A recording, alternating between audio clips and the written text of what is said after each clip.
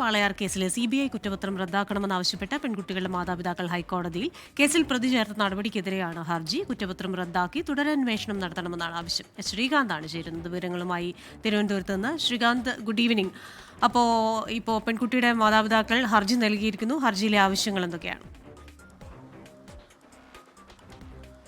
വാളയാർ കേസുമായി ബന്ധപ്പെട്ട് ആ കുട്ടികളുടെ മാതാപിതാക്കളെ 2ഉം 3ഉം പ്രതികളാക്കി അവസാനഘട്ട കുറ്റപത്രം സമർപ്പിച്ചിരുന്നു.